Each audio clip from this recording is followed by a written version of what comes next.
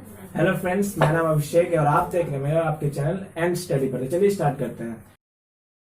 जैसा कि आज का हमारा टॉपिक है भूकंप, तो आइए जानते हैं भूकंप की उत्पत्ति कैसे होती है। तो पृथ्वी की सतह के नीचे कुछ अनावश्यक कारकों के कारण पृथ्वी की ऊपरी सतह पर कांपन की स्थिति उत्पन्न होती है या हिलने की स्थिति उत्पन्न होती है, तो उसे हम भूकंप के नाम से जानते हैं। तो यह स्थिति कैसे उत्पन्न होती है, तो आइए जानते हैं। तो पृथ्वी की जो सतह है उसके 100 किलोमीटर नीचे एक परत पाई जाती है जिसे हम लिक्विड परत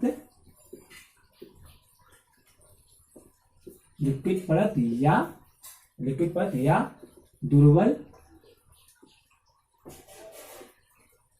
दुर्बल परत के नाम से जानते हैं। इस परत में कुछ गति होती है, जैसे कि दो प्लेट जब विपरीत दिशा में गति करती है तो इस कारण से भूकंप की स्थिति उत्पन्न होती है। इस जो दो प्लेट जो विपरीत दिशा में गति करती है इसे हम रूपांतर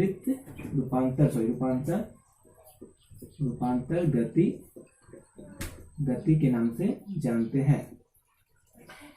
पृथ्वी की सतह के 100 किलोमीटर के नीचे लिक्विड परत या दुर्बल परत के नाम से एक परत पाई जाती है। वहां पर जब दो प्लेट विपरीत दिशा पर गति करते हैं तो उसी गति के कारण भूकंप की स्थिति उत्पन्न होती है। इस परत को हम रूपांतर गति के नाम से जानते हैं। इसके बाद जब दो प्लेट विपरीत दिशा पर यानी दूर की तरफ गति करती है, एक इस साइड में एक इस साइड में गति करती है, तो इस कारण से ज्वालामुखी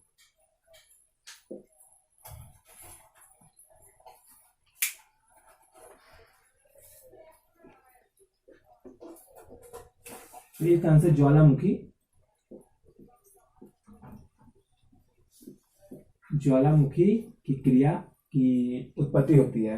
तो इसे हम ज्वालामुखी के नाम से ज्वालामुखी की प्रक्रिया जिससे उत्पन्न होती है इसे हम अपसारी गति के नाम से जानते हैं। और जब दो प्लेट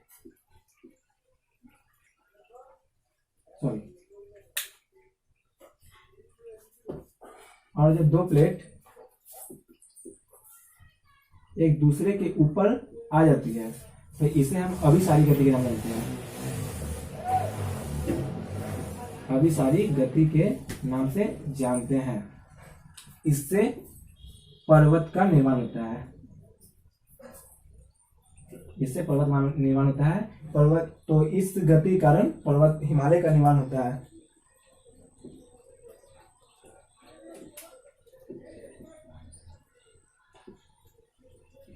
इस गति के कारण हिमालय का निर्माण हुआ है। तो दोस्तों हम फिर से रिवाइज करते हैं। जब पृथ्वी की सतह के नीचे 100 किलोमीटर की दूरी पर एक परत पाया जाता है जिसे हम लिक्विड परत या दुर्बल परत के नाम से जानते हैं। इस परत में कुछ गतियां होती है जिसे हम प्लेट टेक्टोनिक के नाम जानते हैं। शायद आपने पढ़ा होगा प्लेट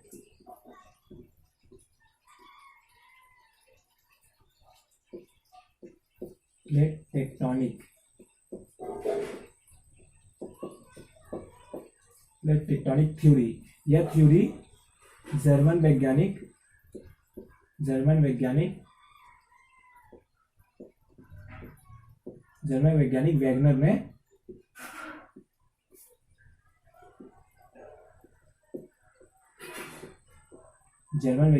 ने दिया था प्लेट टेक्टोनिक की थ्योरी। इस प्लेट टेक्टोनिक थ्योरी के अंतर्गत ही यह तीनों प्रक्रिया होती है।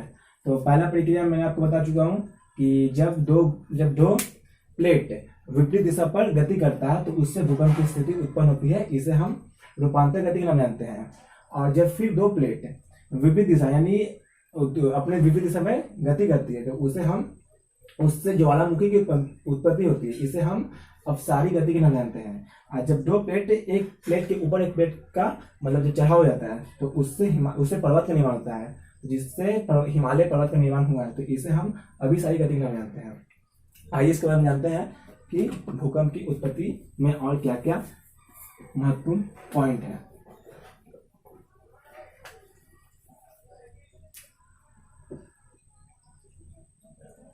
जब भूकंप, जिस स्थान से भूकंप की उत्पत्ति होती है, उसे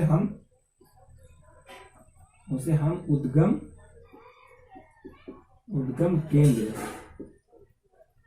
केंद्र या फोकस के नाम से जानते हैं। इसे उद्गम केंद्र के नाम जाना जाता है। और जहां से पृथ्वी की सतह पर जहां पर भूकंप की प्रभाव पहले मतलब जिस स्थान पर सर्वप्रथम पड़ती है, उस स्थान को अभिकेंद्र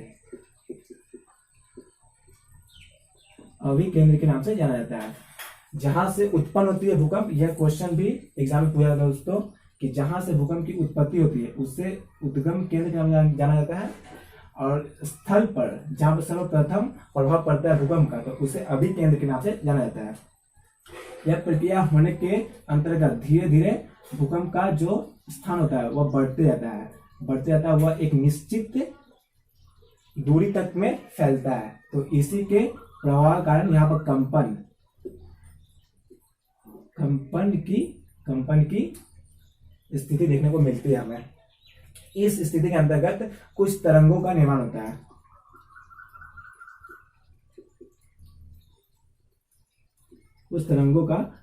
है। जैसे कि पी तरंग। इस पी तरंग के अंतर्गत 8 किलोमीटर या 9 किलोमीटर प्रति सेकेंड में भूकंप की स्थिति देखने को मिलती है। एस तरंग इस तरंग के अंतर्गत 4 किलोमीटर प्रति सेकेंड भूकंप की स्थिति देखने को मिलती है। और एल तरंग इस तरंग के अंतर्गत 1.5 या 3 किलोमीटर प्रति सेकेंड भूकंप की स्थिति देखने को मिलती है। यह जो तरंग होता है एल तरंग के, यह विनाशकारी तरंग के रूप से जाना जाता है, या विनाशकारी तरंग के रूप का नाम इसे दिया गया, क्योंकि इस तरंग में अधिकतर पृथ्वी की सतह पर विनाश का संभावना देखने को मिलता है, क्योंकि इस तरंग के अंतर्गत ही पृथ्वी के स्थल पर जितनी भी तहस नहस होती है वह एल तरंग के अंतर्गत ही पाई जाती है। तो आइए इसके बारे में जानते हैं कि भूकंप के मापन यंत्र या उसे कैसे जाना जाता है कि वो कितने। तो पृथ्वी में जो भूकंप की स्थिति होती है, तो उसका जो भूकंप का अध्ययन किया जाता है, वह अध्ययन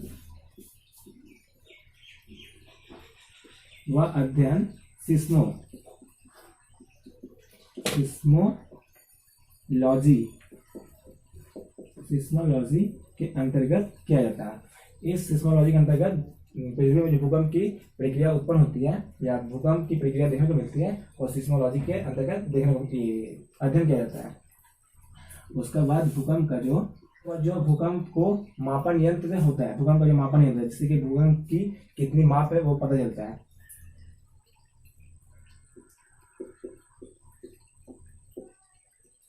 भूकंप का मापन यंत्र को सिस्मोग्राफ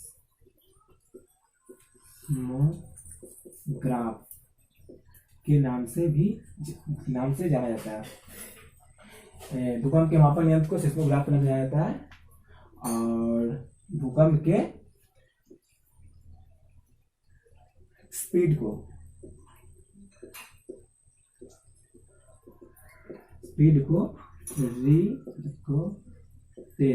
रिक्टर स्केल, तो इसे रिक्टर स्केल से मापा जाता है।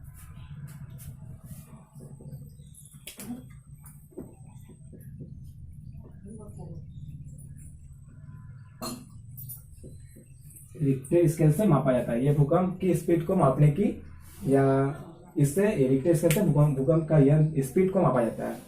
दोस्तों भूकंप का जो ये टॉपिक है आज यहीं पर समाप्त होता है। अगर इससे आपको कोई भी प्रॉब्लम हो तो आप उसको हमें उस क्वेश्चन को आप हमें कमेंट बॉक्स पर कमेंट करके पूछ सकते हैं। उसकी जानकारी आपको जल्द से जल्द मिल जाएगी। अगर आपको हमारा वीडियो पसंद आया हो तो लाइक करिए, सब्सक्राइब करिए।